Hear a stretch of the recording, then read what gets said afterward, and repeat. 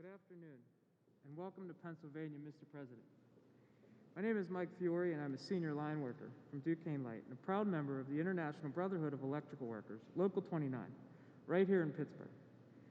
From day one of this pandemic, me and my coworkers have been on the front lines. It's my job. There's no working from home. We've kept the lights on and the power running to communities throughout of Western Pennsylvania. Every day I deal with our electrical grid, so I know how critical infrastructure is to our communities. That's why I'm so excited about Joe Biden's Build Back Better plan. Nearly everyone agrees that we need to modernize our roads, bridges, power grids, airports, and railroads. That we need to invest in new energy technologies and American-made manufacturing. But what President Biden is proposing isn't just an investment in infrastructure, it's an investment in good union jobs. It's an investment in good schools and strong communities. It is an investment in the future of so many forgotten paths in America. My brother teaches at Pine Richland High School in Gibsonia, just north of here, the same high school we both went to. The kind of investment Joe Biden is talking about would mean so much to his school and to his students, both now and in the years to come. For example, President Biden proposes a massive expansion of high-speed broadband, and that's critical to the health of so many small towns in this area. I've got 2 little kids at home myself, and I don't want to see them leave the area or even the state to find opportunities. The Build Back Better plan is directed at communities like mine. It's about opening up opportunities, revitalizing local businesses, and creating jobs. For decades, Pennsylvania was a global leader in manufacturing and good union jobs. It can be that way again, as President Biden has a solid plan to make that happen. I also don't want my kids growing up in a world where the threat of climate change hangs over their heads. That means investing in electrical vehicle charging infrastructures and all forms of clean power technology so we can slash carbon emissions and create tens of thousands of green energy jobs. Union jobs. And that's exactly what President Biden is proposing. Here's another reason I'm so excited about this. I'm 100% a union guy. It is in my blood. The union changed my life, and it gave me opportunities I could never have dreamed of. Being a line worker isn't always easy, but thanks to my union, I enjoy a great paycheck, strong health and retirement benefits, and a voice on the job. Here's who else is a union guy, Joe Biden, and he said again and again, unions built the middle class. That's why his plan supports collective bargaining rights. It supports a living wage and making sure the taxpayer money goes to supporting American-made manufacturing. The men and women of the IBEW are ready to get to work, rebuilding our infrastructure, retooling our plants, and revitalizing our communities and the middle class. We're ready to build America back better. So it is my pleasure and it is my honor to introduce the President of the United States, Joe Biden.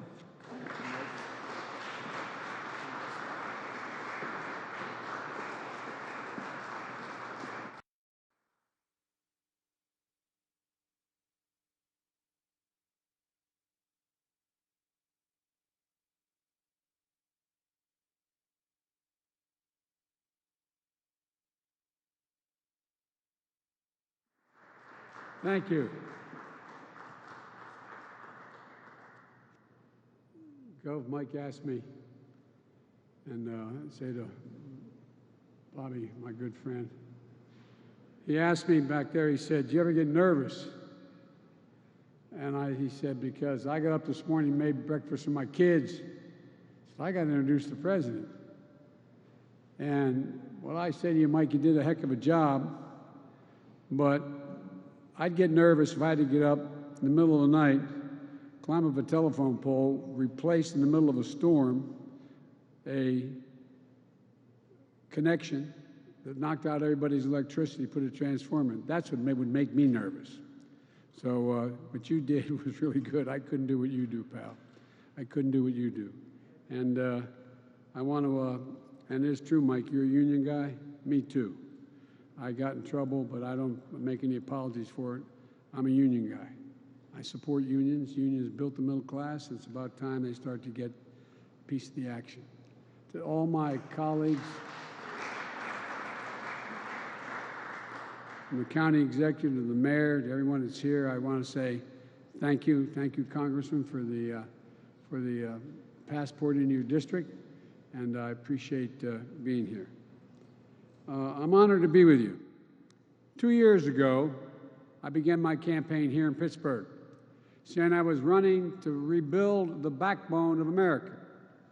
And today, I return as your president to lay out the vision of how I believe we do that, rebuild the backbone of America. It's a vision not seen through the eyes of Wall Street or Washington, but through the eyes of hardworking people, like the people I grew up with. People like Mike and his union family, union workers and his Carpenters Training Center. People like the folks I grew up with in Scranton and Claymont, Delaware. People who get up every day, work hard, raise their family, pay their taxes, serve their country, and volunteer for their communities, and just looking for a little bit of breathing room, just a little bit of light. Ordinary Americans doing extraordinary things. People who break their necks every day for their families and the country they love.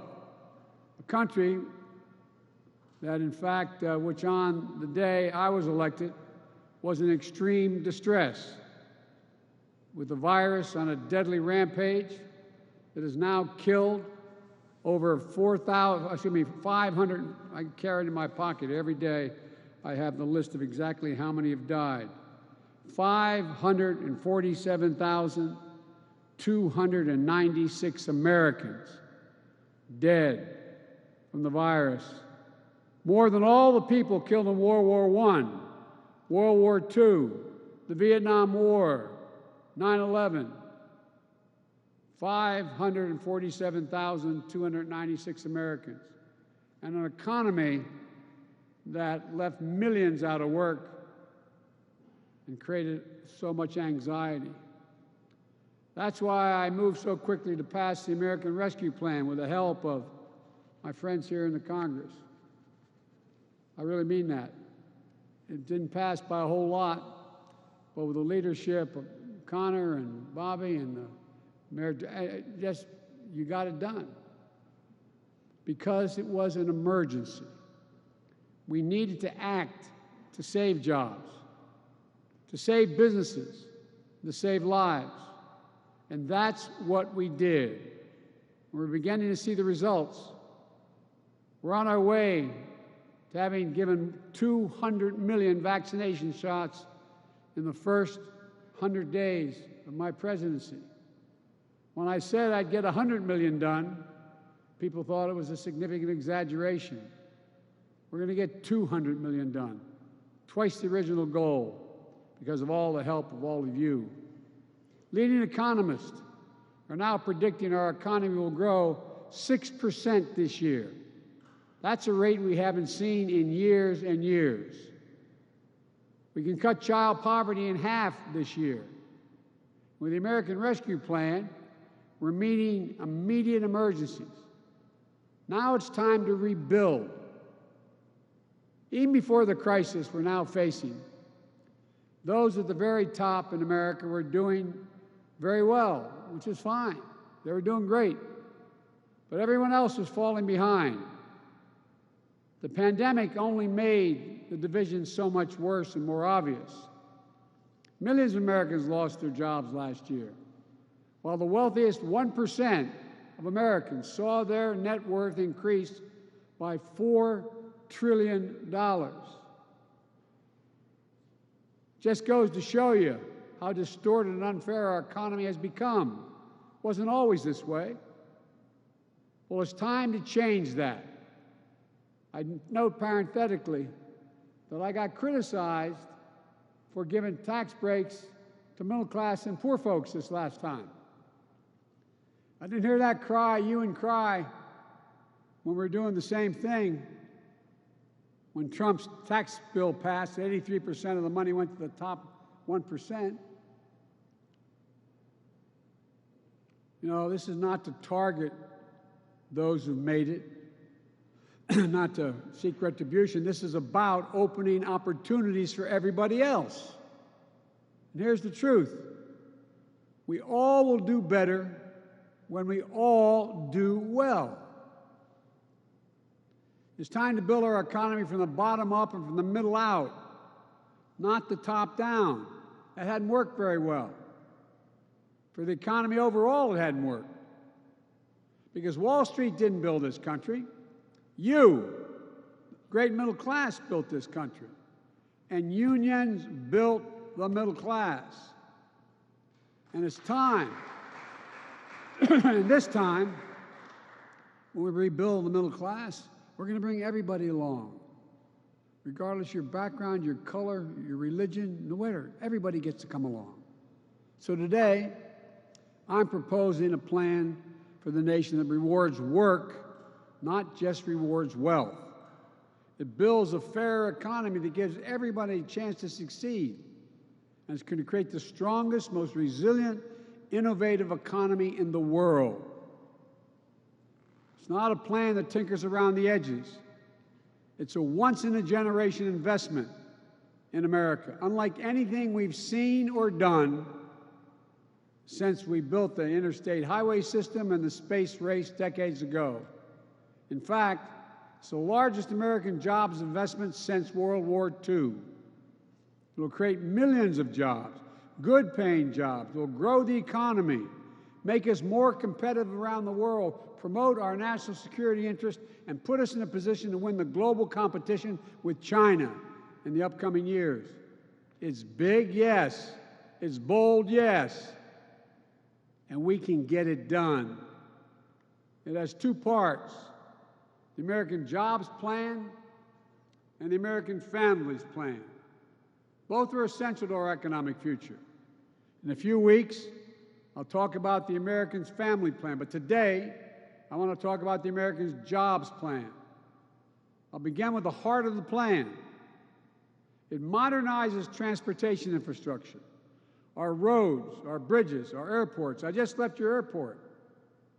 The director of the airport said we're about to renovate the airport. Is that right, Mr. County Executive? We're going to innovate. We're going to employ thousands of people. And she looked at me and said, I can't thank you enough for this plan. It grows the economy in key ways. It puts people to work to repair and upgrade that we badly need. It makes it easier and more efficient to move goods, to get to work, and to make us more competitive around the world. Some of you local officials know when someone wants to come in the area and a company wants to invest, what do they ask? Where's the first rail bed? How can I get to the railroad? What access to the interstate do I have? What's the water like? Tell me about it. It goes on and on. It's about infrastructure. The American Jobs Plan will modernize 20,000 miles of highways, roads, and main streets that are in difficult shape right now. It'll fix the nation's 10 most economically significant bridges in America that require replacement. Remember that bridge that went down? We got 10 most economically significant bridges with more commerce going across it that need to be replaced. We'll also repair 10,000 bridges, desperately needed upgrades to unclog traffic, keep people safe, and connect our cities, towns, and tribes across the country. The American Jobs Plan will build new rail corridors and transit lines, easing congestion, cutting pollution, slashing commute times, and opening up investment in communities that become connected to the cities and cities to the outskirts, where a lot of jobs are these days. It'll reduce the bottlenecks of commerce at our ports and our airports.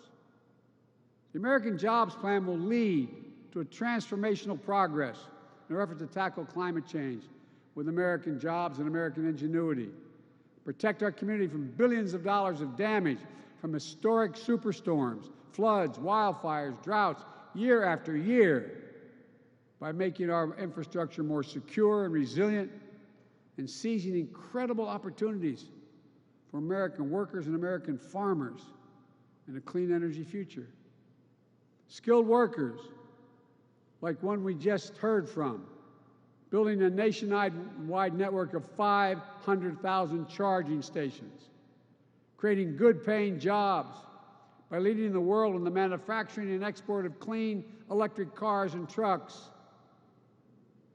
We're going to provide tax incentives and point-of-sale rebates to help all American families afford clean vehicles of the future. The federal government owns an enormous fleet of vehicles, which are going to be transitioned to clean electric vehicles and hydrogen vehicles right here in the United States of America by American workers with American products. When we make all of these investments, we're going to make sure, as the executive order I signed early on, that we buy American. That means investing in American-based companies and American workers. Not a contract will go out that I control that will not go to a company that is an American company with American products all the way down the line and American workers. And we'll buy the goods we need from all of America, communities that have historically been left out of these investments. Black, Latino, Asian American, Native Americans, rural, small businesses, entrepreneurs across the country. Look, today, up to 10 million homes in America and more than 400,000 schools and child care centers have pipes where they get their water from, pipes that are lead-based pipes, including pipes for drinking water. According to scientists, there is simply no safe exposure to lead for a child. Lead can slow development and hearing problems. The American Jobs Plan will put plumbers and pipe fitters to work, replacing 100% of the nation's lead pipes and service lines. So every American, every child can turn on a faucet of our fountain and drink clean water. With each $5,000 investment, replacing a line that can mean up to $22,000 in health care costs saved. Chance to protect our children, help them learn and thrive. We can't delay. We can't delay another minute. It's long past due. You know, in America, where the early interest was in internet, this thing called the internet that we invested. We invented the early internet. It was invented here. Millions of Americans, though, lack access to reliable high-speed internet, including more than 35% of rural America. It's a disparity even more pronounced during this pandemic. American Jobs will make sure every single American has access to high-quality, affordable, high-speed internet for businesses, for schools. And when I say affordable, I mean it. Americans pay too much for internet service. We're going to drive down the price for families who have service now and make it easier for families who don't have affordable service to be able to get it now. As we saw in Texas and elsewhere, our electrical power and power grids are vulnerable to storms, catastrophic failures, and security lapses, with tragic results. My American Jobs Plan will put hundreds of thousands of people to work, line workers, electricians, and laborers, laying thousands of miles of transmission line, building a modern, resilient, and fully clean grid, and capping hundreds of thousands of literally orphan oil and gas wells that need to be cleaned up because they're abandoned, paying the same exact rate that a union man or woman would get having dug that well in the first place. We'll build, upgrade, and weatherize affordable, energy-efficient housing, commercial buildings for millions of Americans. Even before the pandemic, millions of working families faced enormous financial and personal strain trying to raise their kids and care for their parents at the same time, the so-called sandwich generation, or family members with disability. You got a child at home, you can't stay home from work to take care of that child unless you lose, the child's at risk, or you lose your job, or you have an elderly parent you're taking care of. And seniors and people with disabilities living independently feel that strain as well, but we know if they can remain independently living, they live longer. American Jobs Plan is going to help in big ways. It's going to extend access to quality, affordable home community-based care. Think of expanded vital services like programs for seniors. Or think of home care workers going into homes of seniors and people with disabilities, cooking meals, helping them get around their homes, and helping them be able to live more independently. For too long, caregivers who are disproportionately women and women of color and immigrants. This plan, along with the American Families Plan, changes that with better wages, benefits, and opportunities for millions of people who will be able to get to work in an economy that works for them.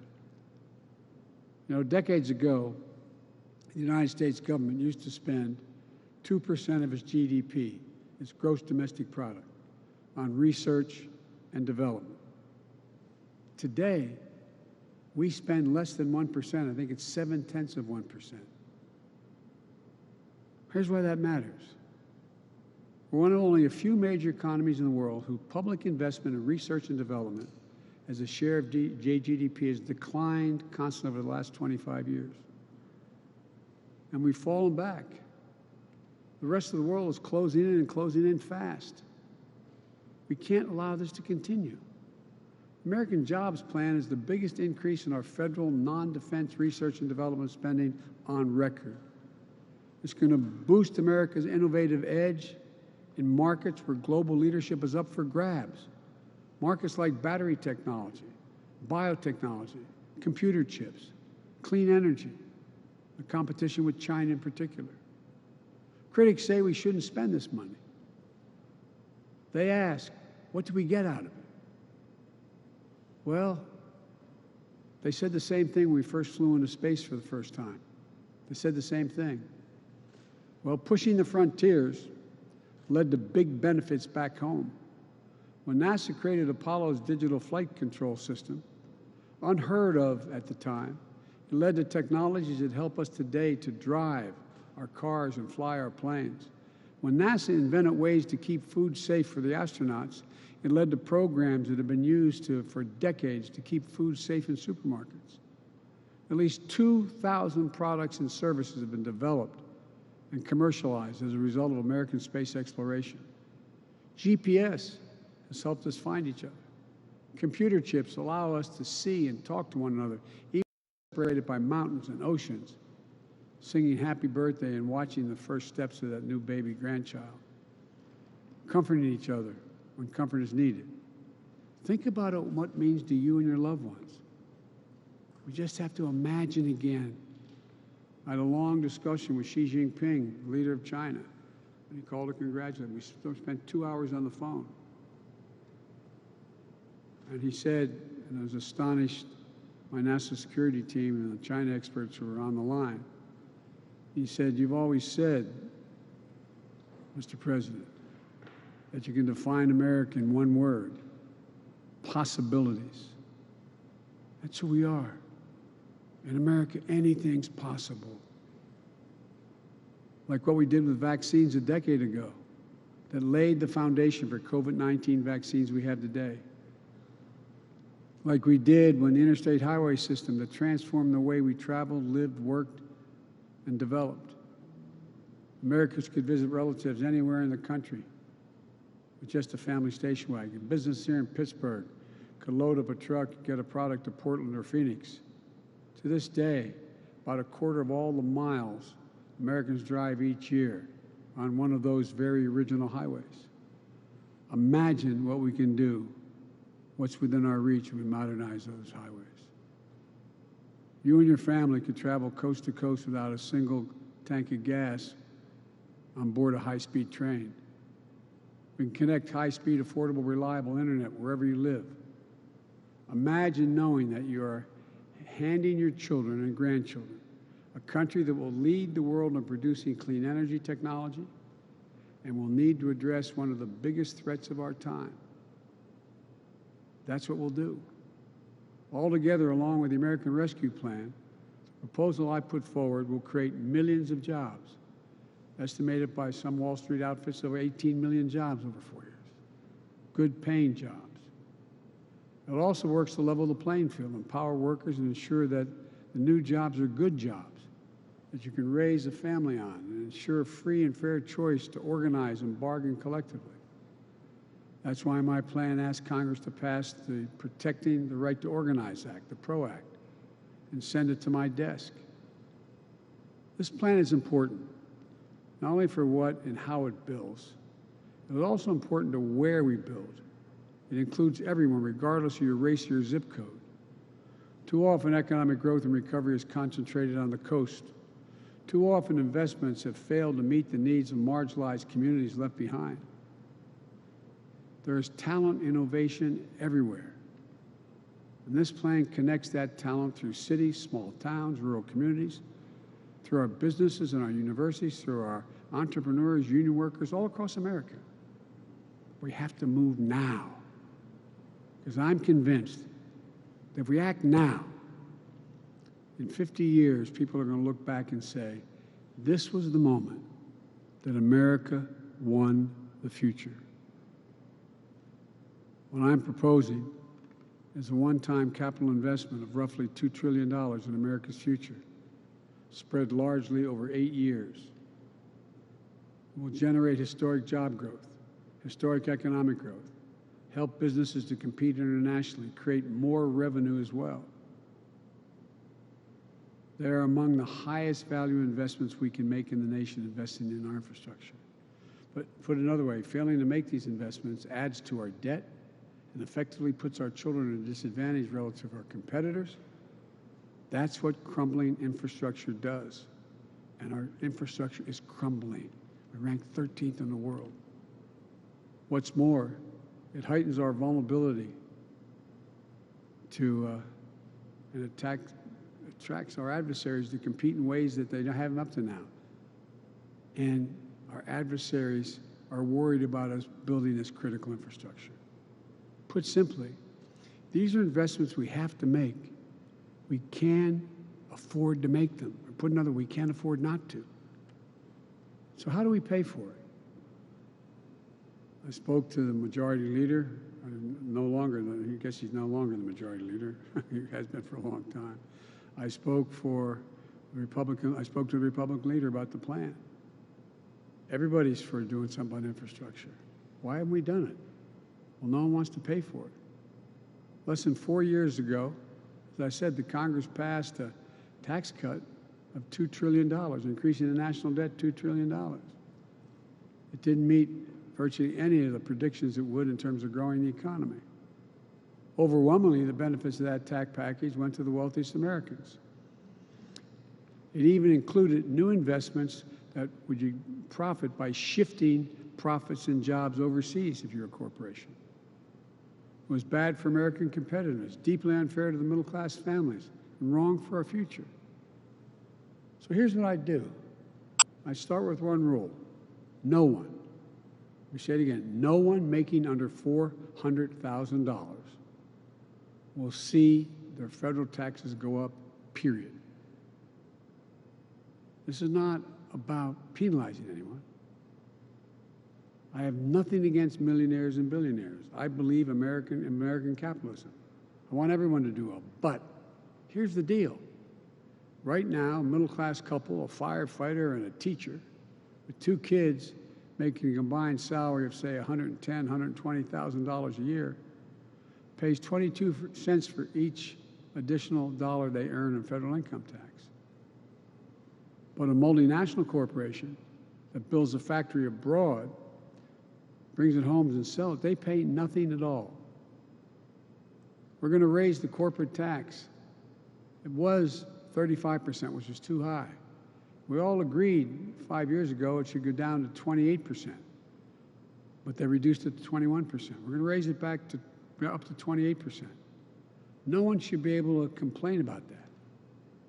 It's still lower than what that rate was between World War II and 2017. Just doing that one thing will generate $1 trillion in additional revenue over 15 years. In 2019, an independent analysis found that there are 91, let me say it again, 91 Fortune 500 companies, biggest companies in the world, including Amazon, that use various loopholes so they pay not a single solitary penny in federal income tax. I don't want to punish them. That's just wrong. That's just wrong. A farmer and a teacher paying 22%. Amazon and 90 other major corporations paying 0 in federal taxes. I'm going to put an end to that. Here's how we'll do it. We're establishing a global minimum tax for U.S. corporations at 21%. We're going to level the international playing field. That alone will raise $1 trillion over 15 years. We'll also eliminate deductions by corporations for offshoring jobs and shifting assets overseas. You do that, you pay a penalty. You don't get a reward, in my plan. And use the savings from that to give companies tax credits to locate manufacturing here and manufacturing and production here in the United States. And we'll significantly ramp up the IRS enforcement against corporations who either fail to report their incomes or underreport. It's estimated that could raise hundreds of billions of dollars.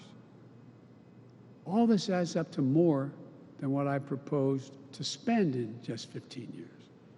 It's honest, it's fiscally responsible, and by the way, as the experts will tell you, it reduces the debt, the federal debt over the long haul. But let me be clear. These are my ideas on how to pay for this plan. If others have additional ideas, let them come forward. I'm open to other ideas so long as they do not impose any tax increase on people making less than $400,000. Let me close with this. Historically, infrastructure had been a bipartisan undertaking, many times led by Republicans. It was Abraham Lincoln who built the Transcontinental Railroad. Dwight Eisenhower, Republican, the interstate highway system. I could go on. And I don't think you'll find a Republican today in the House or Senate, maybe I'm wrong, gentlemen, who doesn't think we have to improve our infrastructure. They know China and other countries are eating our lunch. So there's no reason why it can't be bipartisan again. The divisions of the moment shouldn't stop us from doing the right thing for the future. I'm going to bring Republicans into the Oval Office, listen to them, what they have to say, and be open to other ideas. We'll have a good faith negotiation with any Republican who wants to help get this done. But we have to get it done. I truly believe we're in a moment where history is going to look back on this time as a fundamental choice having been made between democracies and autocracies. You know, there's a lot of autocrats in the world who think the reason why they're going to win is democracies can't reach consensus any longer. Autocracies do. That's what competition between America and China and the rest of the world is all about. It's a basic question. Can democracies still deliver for their people? Can they get a majority? I believe we can. I believe we must. Delivering for the American people is what the American Rescue Plan was all about. And it's been overwhelmingly popular when I wrote it. Everybody said I had no bipartisan support. We're overwhelming bipartisan support with registered Republican voters. And ask around. If you live in a town with a Republican mayor, a Republican county executive, or a Republican governor, ask them how many would rather get rid of the plan. Ask them if it helped them at all. It's what the American Job Plan is about. The new one I'm proposing. I hope Republicans in Congress will join this effort. I hope and I believe a number of businesses will join this effort. And I hope and believe the American people will join this effort. Democrats, Republicans, and Independents, we can do this. We have to do this. We will do this. We just have to remember, this is the United States of America. And I've said it 1,000 times. There's nothing beyond our capacity if we act together. So it's time to move together. Thank you, and I hope I get to come back to see you folks after this plan is passed. And the question is, you have to attract even more apprentices, more people, because we're building so much. God bless you all, and may God protect our troops. Thank you.